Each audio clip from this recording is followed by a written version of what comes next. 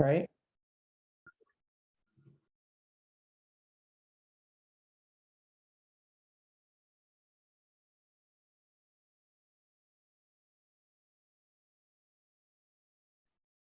Good afternoon, everybody. Thank you for attending today's session.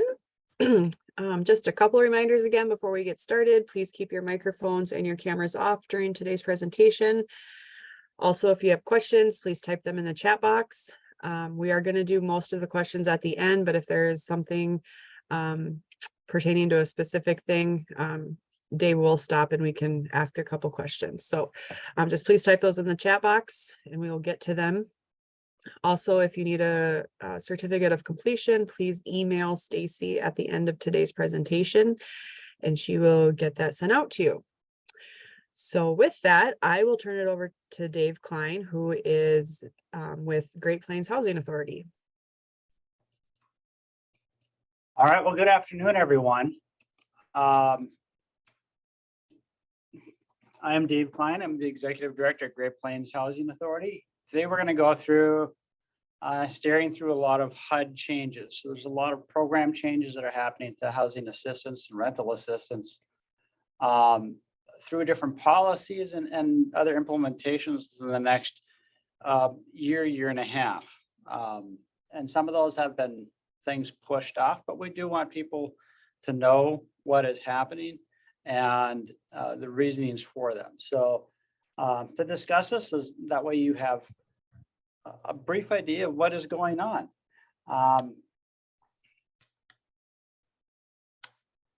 A disclaimer on this is I'm not an expert in all of the HUD policies. I do a fair amount of research on them. There are a lot of things that are moving components, including that HUD has moved the dates on numerous times for implementation on these policies, but also that this is not legal advice. So if your agency needs legal advice in helping to create a policy or understand a situation, do draw up what it is that you need and contact an attorney that specializes in government law, as they are very, very helpful. I will say I do use to make sure I do use an attorney to make sure that our policies are compliant and help clarify many issues that we have in working with the housing assistance programs. So Great Plains Housing Authority is located in Jamestown. We have offices in Carrington and Ellendale. We cover 7 counties in North Dakota and providing that housing voucher rental assistance program. So we cover a large area and deal with a lot of different situations, being both a significant size community in North Dakota and some really smaller communities. Our mission statement is much like many other housing authorities is to provide safe, affordable housing opportunities for persons with low and moderate income and to promote economic self-sufficiency. So the biggest thing that we've been talking about, and you'll end up hearing a lot of jokes, is around HOTMA. This is, everybody uses the acronym HOTMA. It is the Housing Opportunities Through Modernization Act, and it was passed in 2016. Quite often, if you talk to anybody from HUD, they will tell you it is the hot mess HOTMA, because it is something that has taken a long time to implement with changes. So as I'd mentioned, this was signed into law on July 29th, 2016.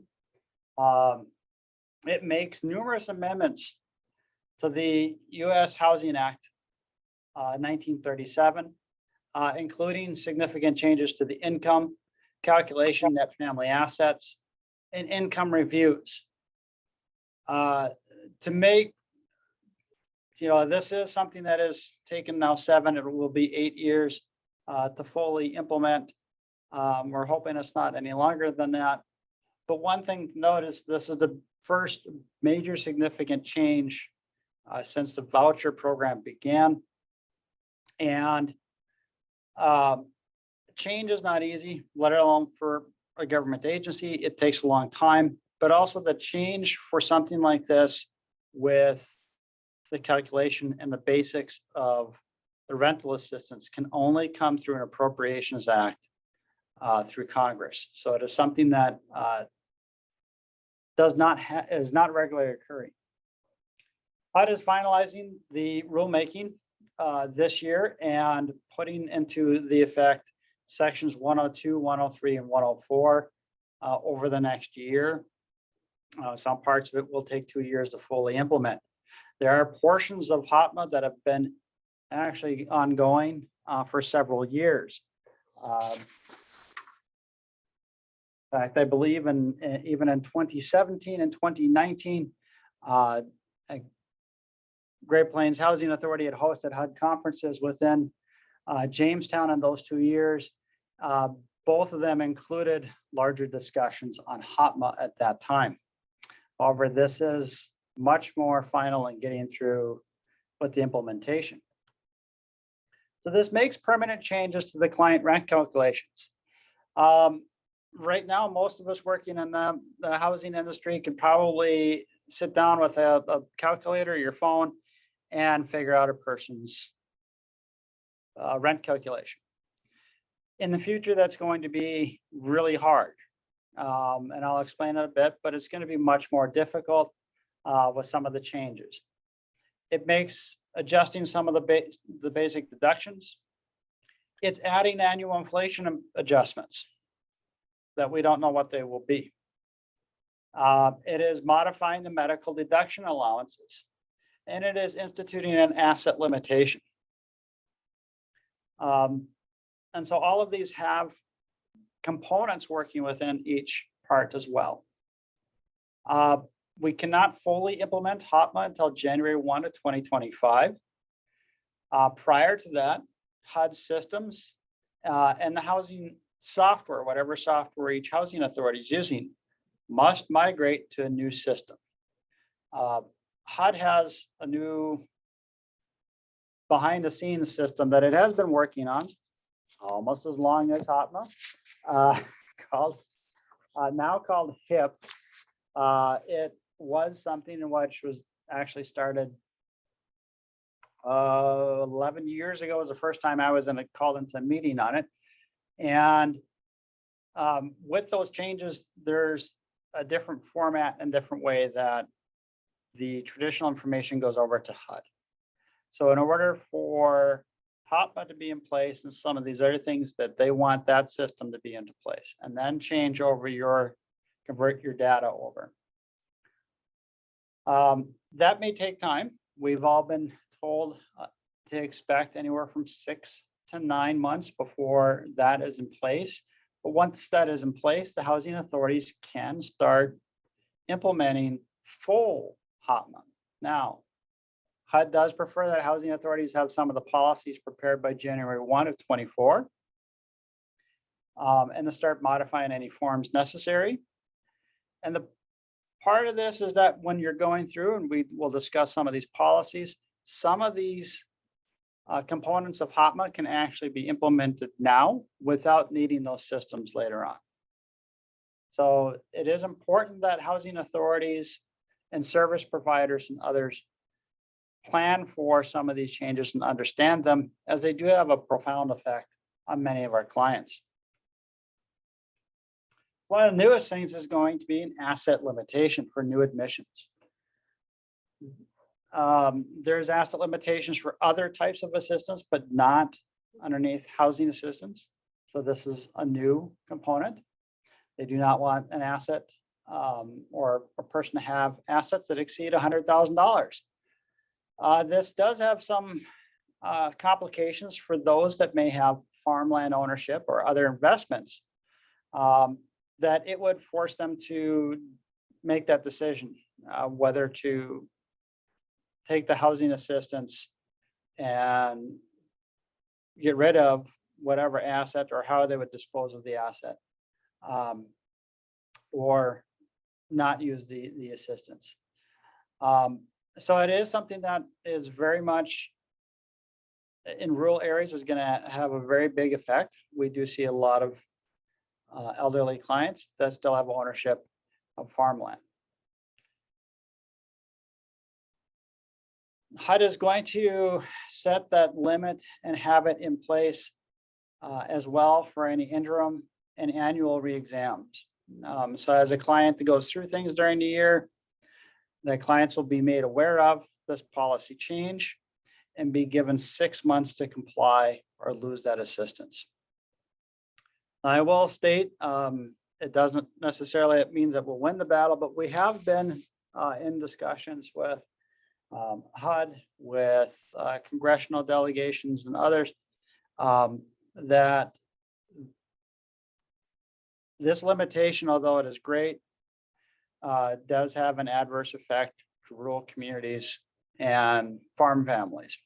So we have made that very clear that there should be some sort of waiver or discussion within it. As I mentioned, it has those limitations, farmland ownership, business ownership. It does create a large tax burden if a person is needing to dispose of that asset.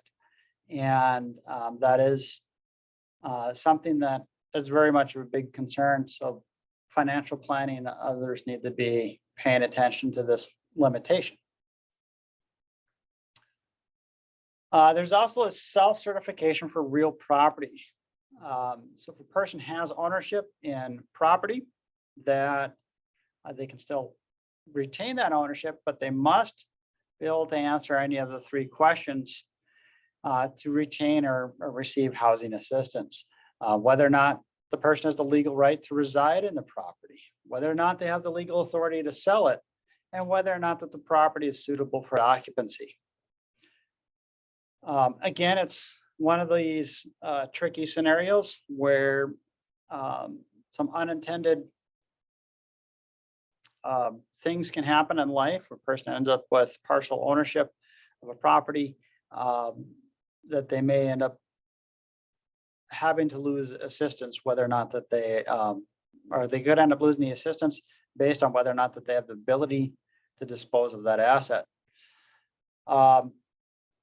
And there are many of these components within HOTMA, and this is one, is a self-certification, which means that they could write down and say, I'm declaring that they have this property. Whether or not that they need to do that. HUD allows the housing authorities to say whether or not they're using this policy. For example, my agency, Great Plains Housing, we are not allowing a self-certification of real property ownership. We do want to see what that asset happens to be, what the ownership happens to be in it. So we're still wanting that reporting, and we still want that real information.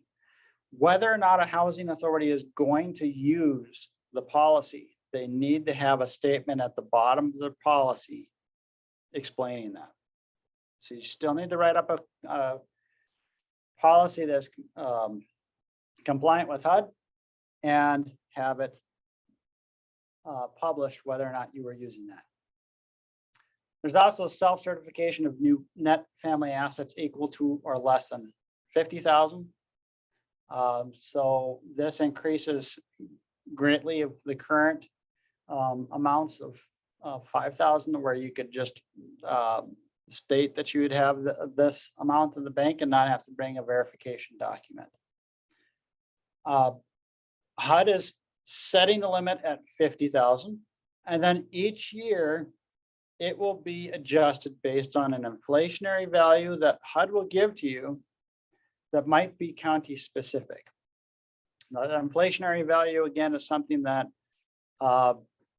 you're not going to know ahead of time, and you'll need to adjust and have your documentation and calculations done. So again, this is where it might be very tricky to do some policies without the new software, but you can again have your policy stating whether or not you are going to impose or to have the self-certification. There are some hardships as well that have come up that HUD wants to have some waiver or some allowances on. And one of them is a hardship exemption for health medical care. reasonable attendant care, and auxiliary apparatus expenses. Now, we should all know rent burden is defined as 40% of the income or more going towards your housing costs. So your rent plus utilities. Hello, Great Plains Housing. Great Plains Housing, how can I help you?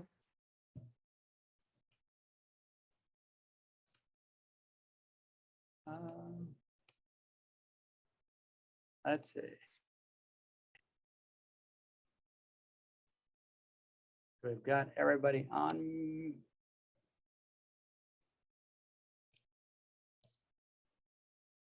Yep, you're good, Dave. Okay, I just wanted to make sure Yeah. everybody's on mute there. Someone came on mute. So the rent burden, being defined at that 40% level, it does happen where a person may have medical expenses that fluctuate year to year. It may push that to much higher, so 40 or 50%. Medical hardship are those expenses that are paid out of pocket that are anticipated medical expenses. You kind of look at the previous years. HUD is going to allow you that you can have a hardship up to 50% and still remain on the program. Again, their anticipation is year after year, some things may change. Some things may cause, could cause that 50% to balloon and still be put a person at risk. So it is of a concern, but it helps us understand or flag that a little bit more and keep an eye on it. The other component with medical expenses that is changing is there's this giant calculation that we look at when we take that total amount of medical expenses and then we minus out 3% of that income. So we want to look at 3% comes off of that total amount. Over the next 2 years, HUD will be moving that 3% to a 10%. So you actually will be clients will not be able to deduct quite as much of the medical expenses as they previously had. So it is something to be very much aware of that adjustment's going to be happening. The other one that's an exemption is a child care expense deduction. Now, this one's a little bit different in that a housing authority is allowed a hardship. We can create allow a hardship where the rent burden may exceed 50% of the income because of child care expenses. So if your income happens to fluctuate and your child care expenses go up that are coming out of pocket and you end up over that 50% mark, you're okay for a little bit. The medical expense one is something that can be there as long as it's identified. The child care expense one, there's an exemption that's only good for 90 days. If person cannot figure out something in that 90 days, that we would be looking at, another waiver for another 90 days. However, with this, the child care expense is only supposed to be allowed if the person is working or completing education. And so we want to make sure that whatever the situation happens to be, that it is being resolved.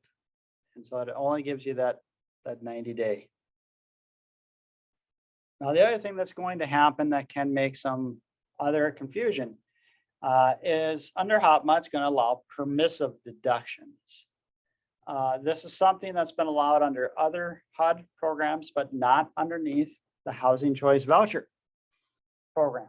And this allows each housing authority to go in and create permissive deductions within their administrative plan or their policy manual for their program, as long as the permissive deductions do not create any fair housing issues. And so again, this is going to be where it can be confusing if you're helping clients in multiple housing agencies, that one agency could have a deduction that another agency does not. To give you an example, some of the stuff that Great Plains Housing Authority is looking at is having a paid deduction for paid, or having a permissive deduction for paid child support or paid spousal support being deducted from the gross income. Right now, if a person pays child support or spousal support, or if it's garnished out of their income, the income is taken at a whole. So if you make $1,000 a month and you're paying $700 a month out the child support, we're using $1,000 a month. What we want to do is to be able to use only the $300 a month. So we're encouraging people to pay the child support, spousal support, and encouraging employment. So it is something that we've had discussions with. Again, this could vary from housing authority to housing authority, but that happens to be one of them that we're looking at to help reduce down on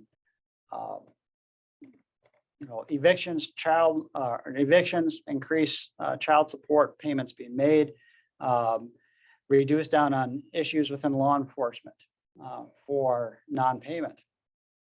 The other idea that we had discussed with HUD is having a deduction for paid renter's insurance. Renter's insurance is now being required underneath many leases, and it's not something that can be taken into the calculation when looking at rent plus utilities. Renter's insurance is not considered a utility by HUD. So how can we assist with landlords and tenants to make sure that renter's insurance coverage is there, and that we are helping clients adjust with that? And so that's, again, one of the ideas that we are looking at. This is part of the issues that permissive deductions will need to have, is that we need to find how we're going to implement them and where it will be documented within HUD systems. Well, again, it's something that's housing authority specific, and it can create the additional confusion for agencies that are working across a lot of different areas. The suggestion we've had in the long-standing discussion with HUD and how to create, or what we want to look at for permissive deductions, is to examine your own program, but also work with many of the partnering agencies you may have within your area to know what the impact may have on the program. As we want to make sure that you are doing things right and you are helping clients. But the other part is that if there's a difference in the housing assistance paid, that does not qualify for any increase in funds.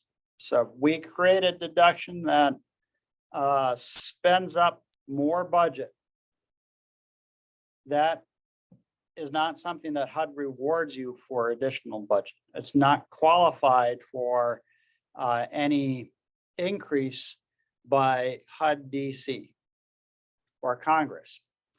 So what they'd look at is what the expense should have been, and then your separate calculations of what those deductions involve. So it's something to be aware of. Hopefully many of you have some discussions within local groups to understand how this might be able to impact your program, impact your communities better, and how you would keep track of things. A couple of other things that are happening is that the elderly disabled household deduction will increase from $400 to $525. The dependent deduction stays at the same rate. However, there will be, again, an inflationary amount that'll adjust every year.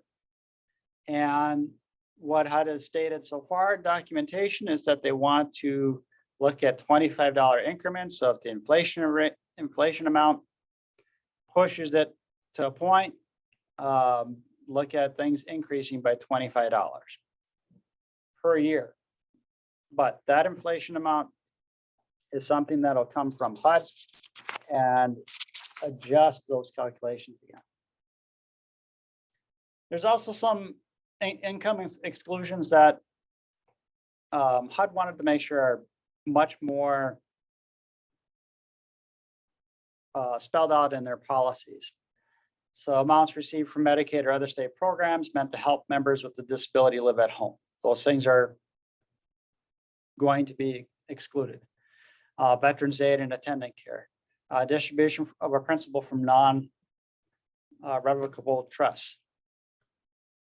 There are some assets too that they have listed, including any retirement assets, education savings accounts, 401k. If you're pulling your retirement out, you are getting that payment. The asset, education savings accounts. If you have a 529 account, that asset is not something that should be counted at how they're looking at cash value of certain things, including able accounts, which have become used a little bit more by some of our populations. Again, it's going to be something where as things develop, we're going to want to be looking more into those income and asset exclusions to make sure everybody is aware of them. The biggest thing is to make sure your policies are changed and that you have the documentation nearby to reference HUD materials.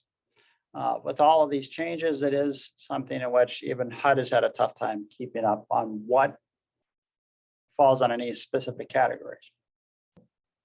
There are some changes within public housing.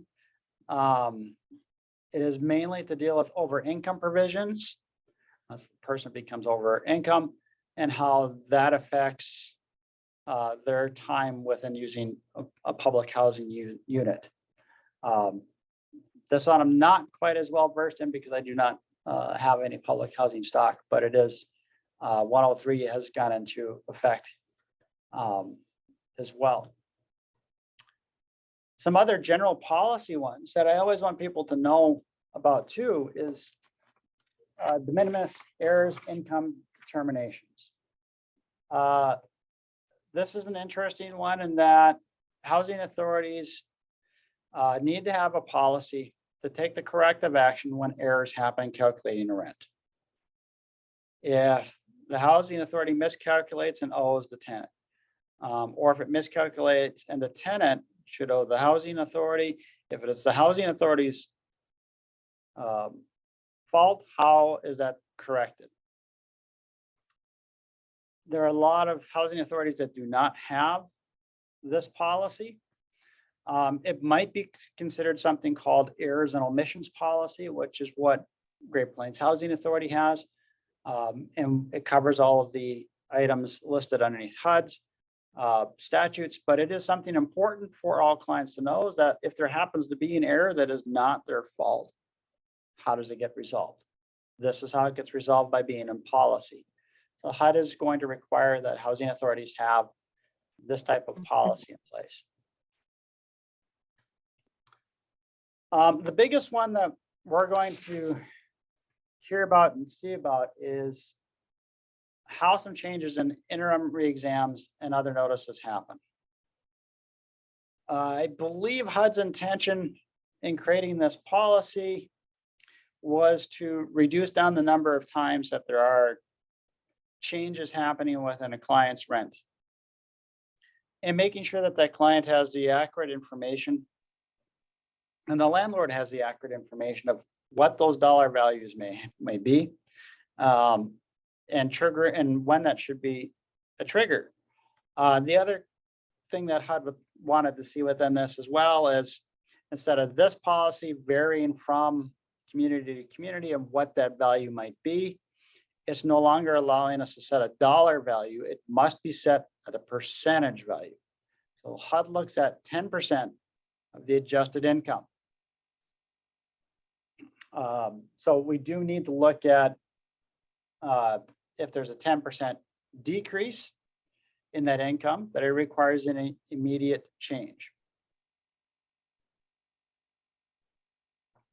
If there's a 10% increase in income, the housing authority must give a 30-day notice before that new rent amount goes into place. Sure.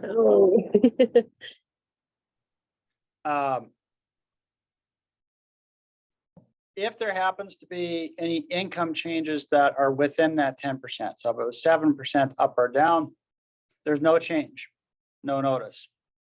HUD wants to reduce down on a lot of confusion with things by having us not issue out any notices if there happens to be a minor change of income.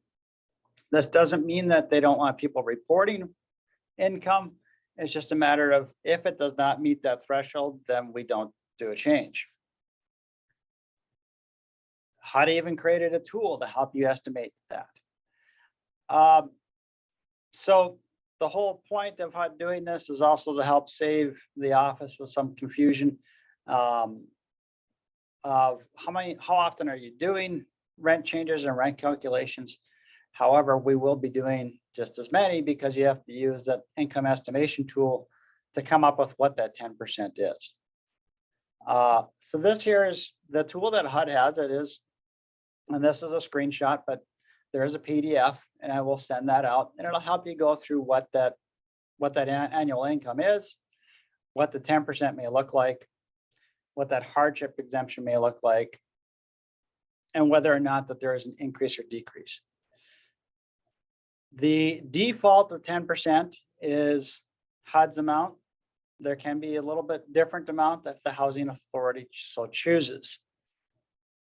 There are some other rules and regulations within it, but basically HUD wants this flat percentage used, and they want to have timely notices to families and landlords to be able to help identify what those dollar amounts happen to be. An interesting change as well comes to a common form that a lot of people utilize. It is the release of information form that is number 9886. And HUD is removing the expiration date. So once a person signs that form is good until the person no longer needs assistance or is off of that assistance.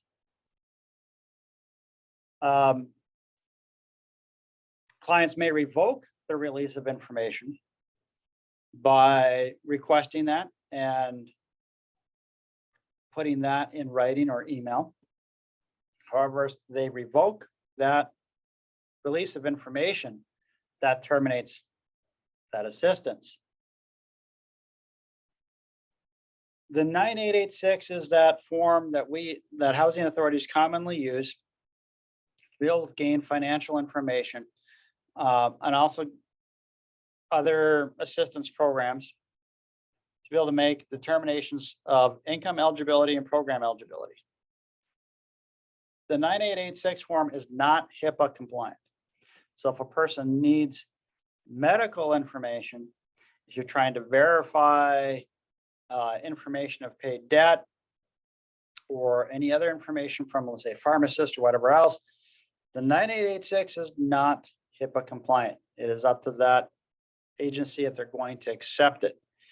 A HIPAA compliant form does have a stated expiration date. So this one is not that. And I have had the discussions with HUD, and HUD has outright stated that this form is not ever meant to be that type of release of information. So it is something in which each housing authority may need to develop separately. However, one thing that you can do is housing agencies can opt to use another consent or release form. As long as it has, there's the specific language that HUD has within their form. If you have much of that information in your release of information, you do not have to use HUD's form. HUD does not mandate you have to use specific forms. Well, for the most part, there's no mandated on specific forms. They have been translating some. However, one thing about it is you cannot modify a specific form. So if you try to modify this 9886 and HUD does a review of your agency, that form is null and void. So it is a matter of if it does not work for you, create a new one. But this is a new thing to be able to add. The reason why that they wanted the signature only once is not to have to recapture that signature all the time. Believing that it would help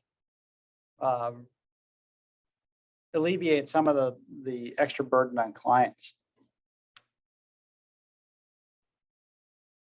HUD also allows a different tool that is called the determination of family income using other means tested. So it's using other public assistance. So if you were to go into, a client goes into to receive food stamps, heating assistance, Medicaid, if they're going to receive other types of public assistance, that the housing authority can create a policy to accept that rent or that calculation or income documentation instead of the client bringing all of that documentation to you. This is one of those policies where you do have to have it created and you do have to have a statement whether or not that you are going to use this policy. I do believe that this is probably something that is much more valuable in larger communities, but maybe not so much in North Dakota. The timing can cause an issue, and then also the audit tracking. So if you don't have the original documentation, how does it pass for your audit standing? So those are things that you may want to consider when you're looking at it, but housing authorities do need to publish whether or not they are going to use this means tested by public assistance. Housing authorities use a system called the Enterprise Income Verification. We refer to it as EIV. HUD wants to make sure that everybody is using the software and the systems as they are supposed to. So reviewing things as appropriately with all the different reporting tools. However, it's not wanting you to use them as often for interim re-examinations rather than using the actual income that you have. HUD's theory on this is that it reduces the administrative burden from constantly running other reports. But it is something to be aware of. Again, this is one, some of these policies are things that we need to make sure that we are creating additional policies for. This is not one of those. This is one that you do need to have some documentation and making sure that your agency is compliant within this. One program that will be going away is Earned Income Disregard, EID. HUD does not want any, they want to end EID within the next 2 years. So there should not be any new Earned Income Disregard clients after January 1 of 2024. They want to wrap up this program and lose that benefit by the end of December of 25. What this program allowed was disabled clients to rejoin that workforce and have a prorated income to help with the gradual change. Now, that income graduation was eligible for 24 months, but she had 4 years to use it. HUD just wants to get rid of this completely. And this, so it is in all the HUD documentation that this particular part will end December 31st of 25. Most housing authorities have a few clients that utilize this program, and so it will be something that will be an adjustment, and we do need to do some education within our groups, especially collaborative groups, that this program happens to be ending.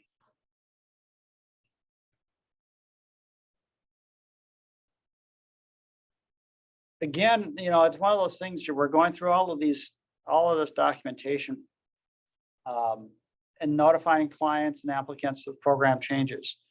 So as things are going, do keep all your collaborative partners involved and understanding.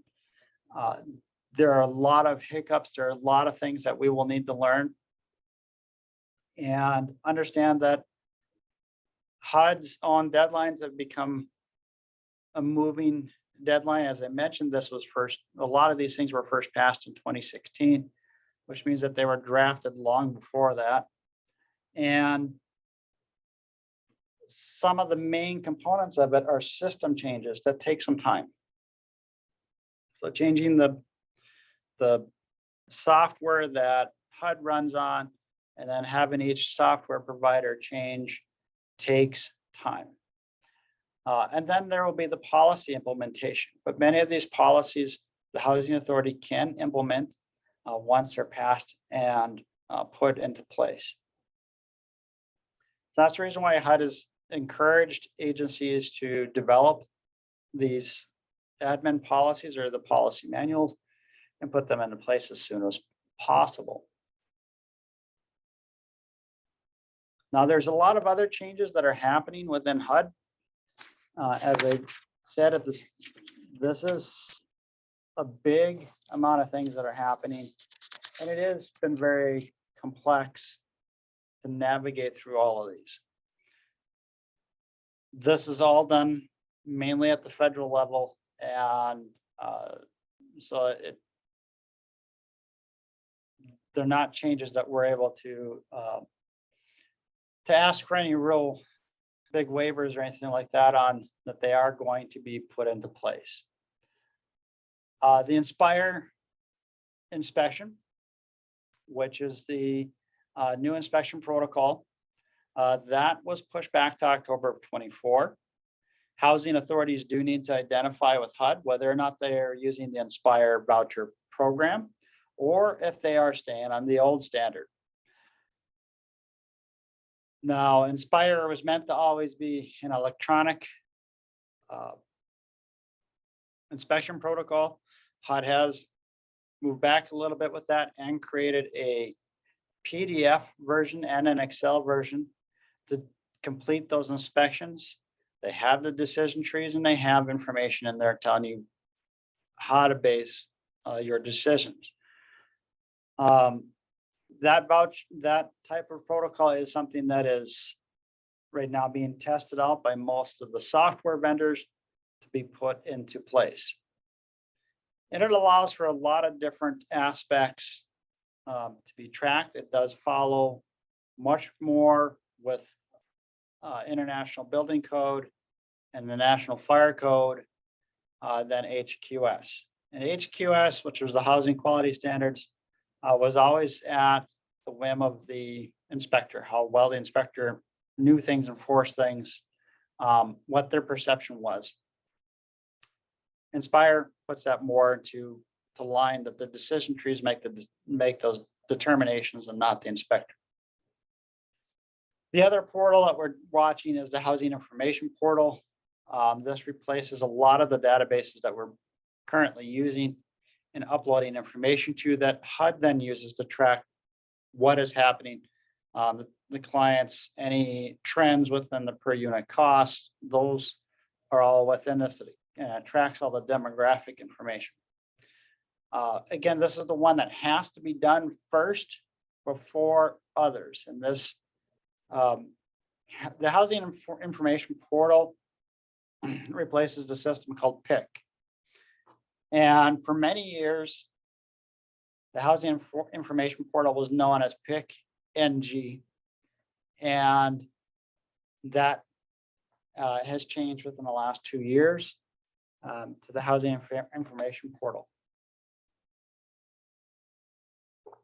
This will actually help convert information. It'll move it much more fluid, be much more flexible for HUD to be able to look at information, and for our own agencies. So at the Housing Information Portal, housing authorities will be able to pull a lot more information that we currently have. And that also will help agencies prepare for things like furthering affirmative fair housing plans that we must have into place. But this is needed in order to fully implement many of the other systems like HOTMA, somewhat with Inspire, for some of those reporting methods. Another system that is being tested that HUD is hoping to have in place in 24 is eVMS. And VMS is the voucher management system. So each month, the housing authorities go in and we enter in how much money was spent on housing assistance? How many types of clients? Were there the special vouchers, mainstream, VASH, any of those? Are there special exemptions that HUD has allowed you to use? What your reserves amount are and those types of things. All of those things right now are typically hand entered. They're recalculated. If there happens to be a change this month that affected last month or 3 months ago, that agency needs to go back or their accountant needs to go back and make all those changes. With EVMS, that is going to be a 24/7 live information into HUD. HUD will pay the housing authority based on what it sees coming out of the HIP system. So as we put in clients, this is going to emphasize the need to make sure that information is correct. Social security numbers, number of people in the household, that income, all of those items need to be as correct as possible. Yes, right now, it should be correct. You can change things a little bit easier. In the future, that won't be the case. And EVMS is being tested. It is being utilized underneath, I believe it was 150 housing authorities. So it is something that HUD has full intentions of rolling out. And this goes into hand with how HUD deals with cash management systems, with our financials and tracking, but they do track at trends of your costs are going up, that they know of it. And when they project things, that they figure that you're going to have fewer clients than you did before because your costs are higher. The other change that we all need to be paying attention to is affirmatively furthering fair housing plans. These are things that are components. They're going to be part of 5-year plans that we do need to be paying attention to how they're going to be implemented and the data needed. This is not something that a typical housing authority may have the data for, but more information will be coming out. North Dakota and our regional partners, South Dakota, Montana, are probably not high up on those lists, but it is things that we do need to have in the coming years. So it is something to pay attention to and understand what information you may need from your local communities, knowing what demographics you have, how some of those things have changed, and what your agency can do to help diversify populations and to help reduce any fair housing violations. So there's a lot of information within it. And again, that is something that is federal and it has some moving components to it that we're watching.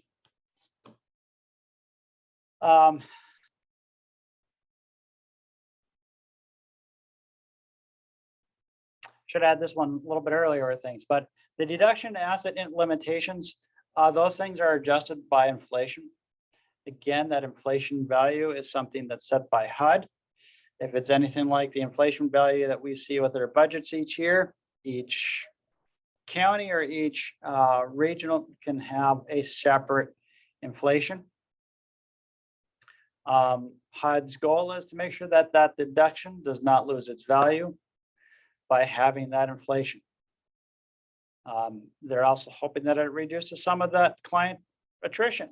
So you're not seeing as many clients go off due to that they might be rent burden or over income or other qualifiers that may change. And the current amounts have just never been adjusted. Again, it's a difficult thing to change HUD policy when you're looking at these core items. It isn't something that HUD does every day, and it does require a specific type of bill, an appropriations bill through Congress. So it takes a lot to make these changes.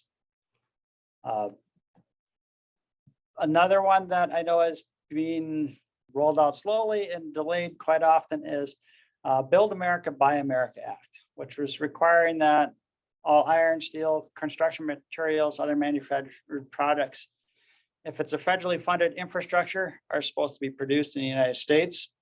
So if you're using federal funds to buy products that are made in the United States, and if it can't be bought within, the product is not within that reason or within that contract amount, that there are other ways, waivers and things to discuss with HUD.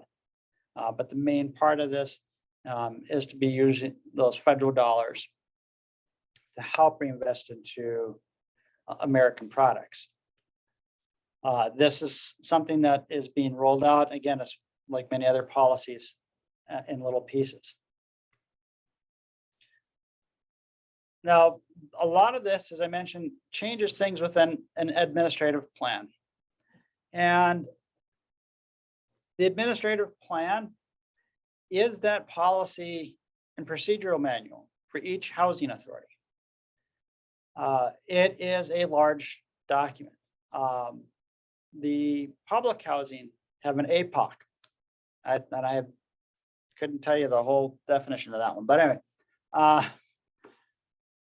these things are living documents, so they change, but they are public documents. So if a person ever wanted a copy of the administrative plan, that they can request one. They can get it by email. They can get it from, website.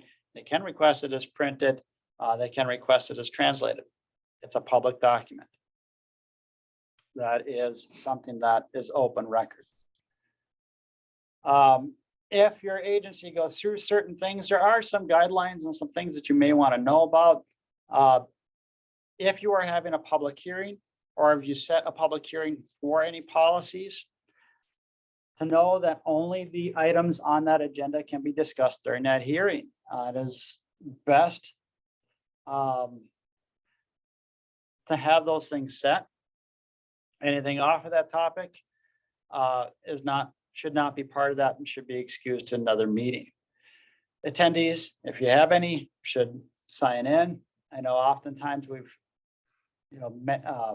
agencies have public hearings and people do not show, but you do need to have somebody shows, have them sign in online. So that way you have that commentary or that attendance record. Any comments, whether they're at the hearing or if they're public comments that you've received prior to that, need to be documented, need to be part of things. Like anything else, if you're doing something and you see a comment that comes up in a public hearing, if it's something that you can do that might slightly tweak your policies, it's a good practice to implement them. HUD, along with other agencies, like to see that you took the public comment into those policy changes. It's not always required with things, but people should know and should know the practices of it. There's actually a large section on the North Dakota Attorney General's website regarding public hearings, public meetings, what you do need to know on how to handle things.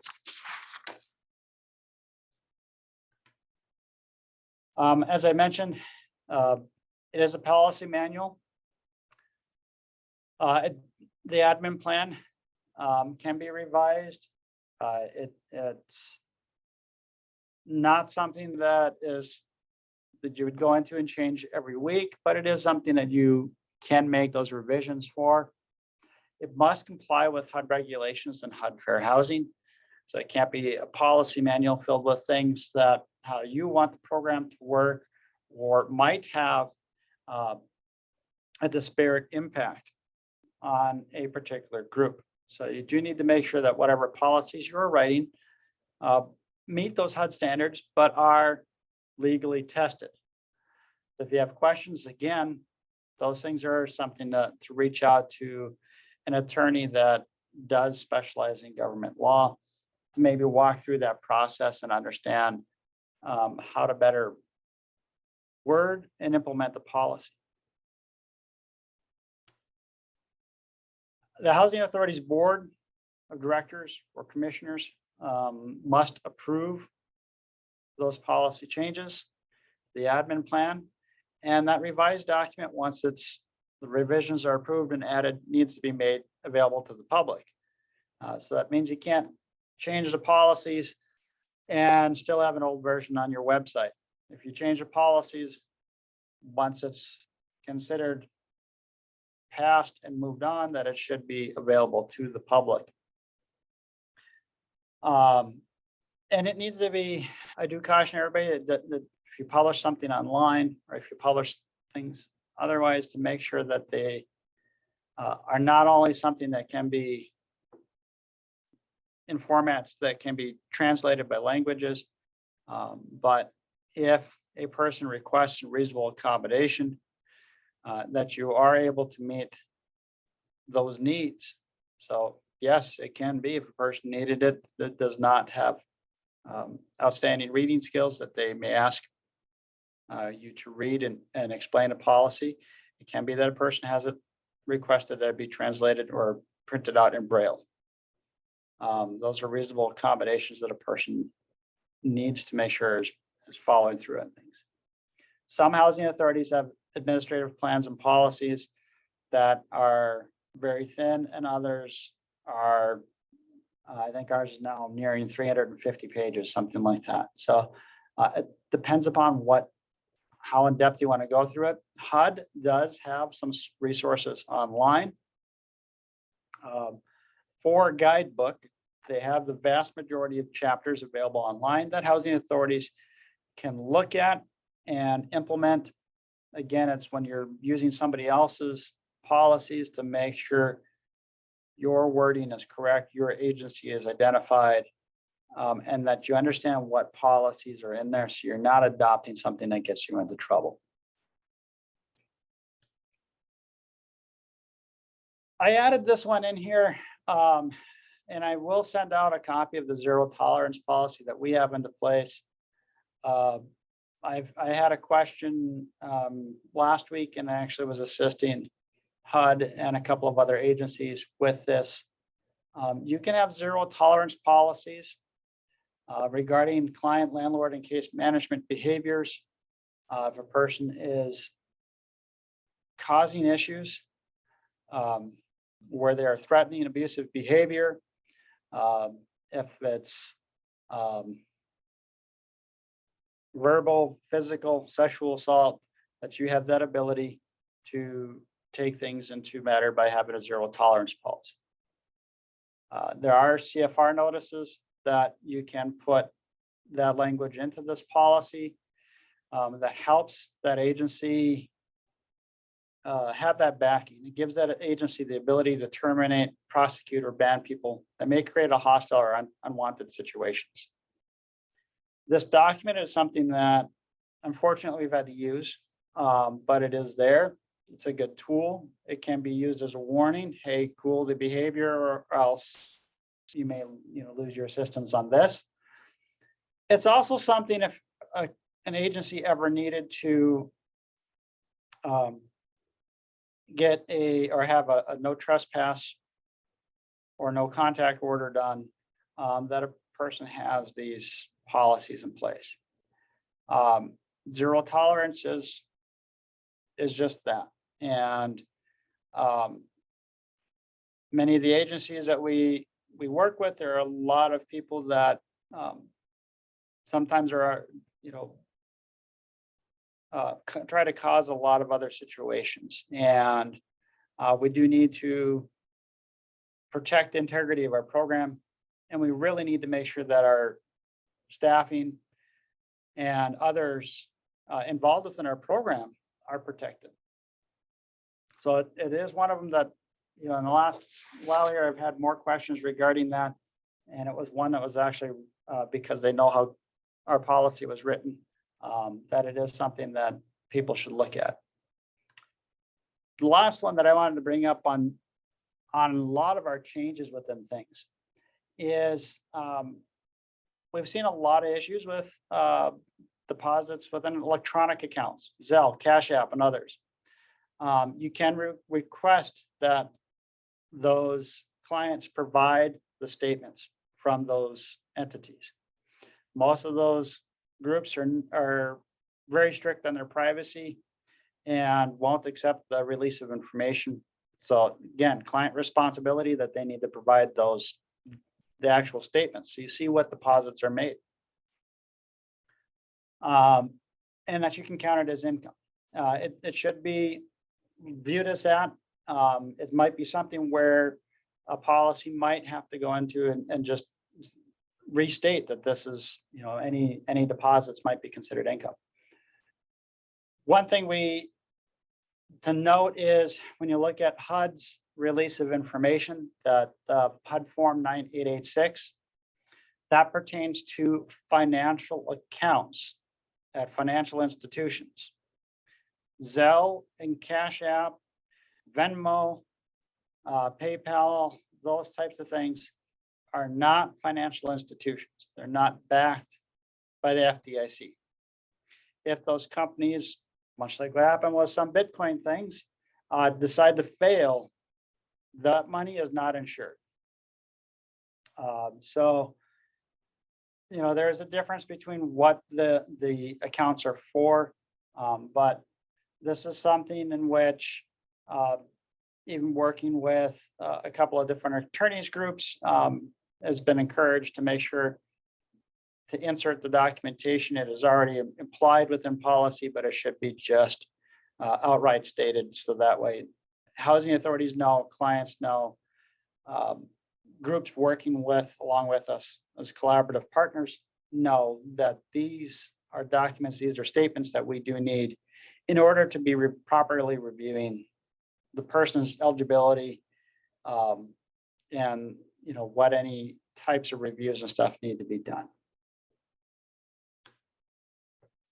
And for now, this is all that I've got. It is a lot. We go through a lot of information within HUD's systems, a lot of changes, as I mentioned, that are moving targets. OPMA, Inspire, HIP, a lot of other things have changed, have had some slight changes. I would even throw VAWA, so protections for those with domestic violence, into that have had a lot of changes over the last several years. So it is something to be aware of, that HUD's programs are finally adjusting to some of the things happening in reality. It's just 8 years late. And so as we move forward, we want to make sure that everybody else is informed that these processes are moving forward with that. With that, I did want to mention too, after we're done with the presentation, I will be sharing with Stacy. So if you registered or signed up for this, to know, I'll have a copy of the presentation in there, but a lot of the HUD documentation included in this, and also that zero tolerance policy. So that way other housing authorities and agencies have the ability to review what that policy looks like and may adopt things. And so it helps you move forward with implementing these changes. So that, do we have, I have time for a few questions if there are. Yes, there's a couple in there. So first one, quote unquote rumor said that any farmland ownership took them off immediately regardless of value. Is that true? If it's over $100,000, it would take them off. So yeah, I mean, it's going to be, you're going to have some parts of state where the farmland value is worth a lot. So pretty much anything farmland is going to take somebody out of receiving assistance. And then the next one, can we charge if a client or landlord wants me to copy the admin plan, or is it free to them? So if you're making copies, you can charge per page. Again, it's something to have in a policy. You can make a charge under state law. You can charge on the pages count. However, if you have an electronic copy saved as a PDF or whatever else, that you can send to them for free if they wish to have it in that format.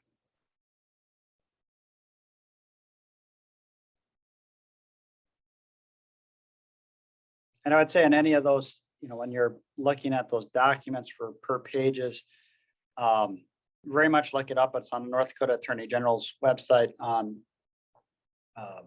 public meetings and notices, that it has some of those policies that you're able to use for guidance.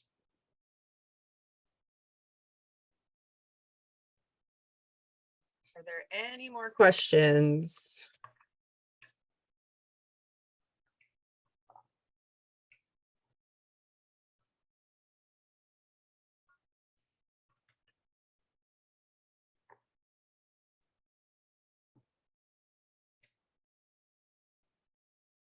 This is Kathy in Lemon. Can I just ask a question? Sure. I am wondering, I have 13 people that this new ruling affects. Mhm. So what are the transition plans for the people for other housing authorities? So with the asset limitation, you mean? Yes, So what HUD wants everybody to have is with your asset limitation, HUD is specifying that it's a 6-month. They get a 6-month notice. right. Because this policy has a bigger effect, it's more suggested with that policy to put it in place January 1 of 25 and not Okay. 24. Right. That's about all that HUD's kind of allowing you to do, but you are going to have to notify those clients that there is going to be this component here that unfortunately is going to disqualify. And so what I'm thinking is, will I have 13 people to fill those spots? You might, yeah, that's going to be 13 more vouchers that you're gonna have to find 13 more people in rural areas. It's tough. Yeah, And you're also talking about farm families typically have very, very little retirement or social security that they're receiving. The unfortunate part is I do think this policy should have been implemented much earlier. And oh, absolutely. I don't dispute you on that at all. the reason why it would, it would have helped everybody understand things, but it's now, I believe it's closed, but there was the opportunity zones where you could use and shelter any capital gains. And this policy would have made sense to have had into place when the opportunity tax zones were available. So when that would have changed hands, so, farmer Y could have given it to or sold it to a child, and they could have sheltered that tax that normally would have been paid on the land transfer and sale. And then, this would have helped kind of move along with the same thing. Now that this is happening after the fact, after all of those opportunities are gone, is really kind of a big missed opportunity for our rural communities, and it really does have a very negative impact. So it is something as you ever get the chance to visit with their congressional delegation or HUD delegation, that is something to kind of hark on them, that there needs to be a waiver for rural areas. Yeah, or maybe just as people, with these huge assets leave, that we just don't let any more in. But yeah, I mean, it's tough, right? I mean, and you want to keep a Yeah. program alive for your rural areas. So yeah, it's hard. yeah. Well, thank you. You're welcome. Any other questions on this? Let's see here. Will there be any letters from HUD that we are to send to the tenants and participants to let them know the changes? As of now, no. HUD has been pushing some stuff out for the housing authorities to know. It typically has not produced anything. I would say that is easy for the public to digest. So it'll be up to the housing authorities to kind of create something. Is a fund that goes toward burial and it's to the funeral home, is that an asset if the client has access to it? What if they don't own, what if they don't only the funeral home? Okay, so that's kind of one of the gray ones that can kind of go back and forth per housing authority. And I think is somewhat clarified underneath HUD. Typically, what you're going to look at is, does it have a cash value? If it does not, if the life insurance does not have a cash value, if it is only specific to a burial fund, then it's not considered an asset because it cannot be cashed out, borrowed against, or used.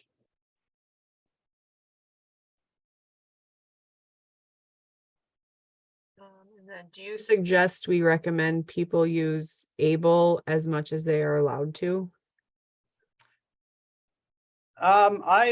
Anytime you have the ability to use accounts that help people build some equity, it's always suggested, whether it's ABLE, whether it's a 529 for education, to utilize those accounts.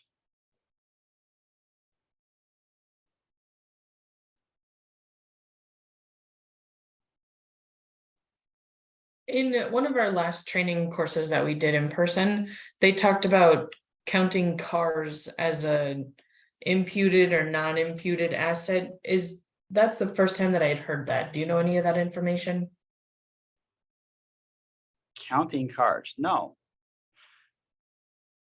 It was put on through South Dakota Housing a couple weeks ago. Okay.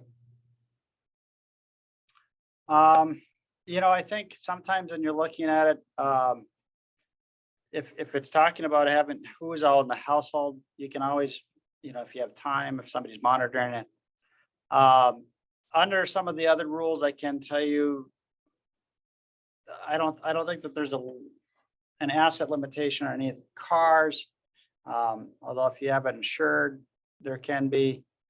No, because they were saying we had to get like the Kelly Blue Book value of it and all of that and imputed amounts and I'm gonna have to pop in and listen to that one. Okay, I think that was only specifically for people that were still going to use North Dakota Rent Help if they were homeless, but they had cars. That was how I understood it, but maybe I understood it wrong, or if they were applying for LIHEAP or food stamps or something like that. I didn't think it had to do with HUD. That could be. I do know it's always, one thing to actually notify people is, I should have added this to my disclaimer that I'm not a financial planner, but I have a grasp of some of the things. If a person is an elderly person is looking at, and planning for the future, that they can own a car and they can own their primary residence, and a nursing home can't touch it. We can't, for HUD, we can't make you sell the car. If you've got a car, great. If you've got transportation and stuff. But yeah, that one I have not heard of, but it's something where at times, yes, we've had landlords call us and say, there's 4 or 5 cars at a place, Oh, he had a whole example as far as once you reach the $50,000, then you have to figure out which was your imputed versus imputed, and then you had to do your passbook rate savings on only one of them, and it was really, a lot. Yeah.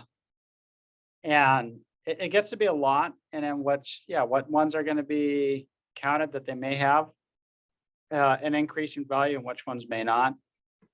I'll have to go back in and try to listen to that one again. I think Kathy, she said that it was with Quadell, so it was an organization. Okay.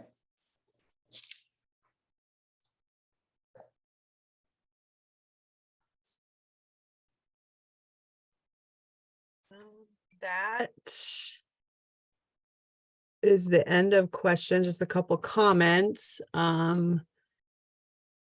think Dave is very thorough about his research and learning changes. If you were taught differently, I would follow Dave's training. Appreciate the comment. I appreciate the time to be able to help go through this with everyone. As things continue to change, we will try to help have other trainings like this and get information out to help everybody move forward.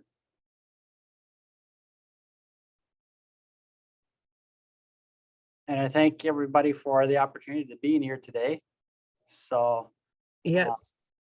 and Kylie, you'll have it up online here soon. Yes. Thank you, Dave, for taking time out of your schedule. I know it's not an easy schedule, so thank you. We appreciate it. Again, for those that are still on, if you could take some time to fill out the survey that will be sent out here shortly, provide any feedback, possible topics. We have one training left for this year. And so that is next week. We have Department of Labor presenting on service animals, and then we will be done until 2024. So thank you guys all again for attending, and I hope you all have a great day.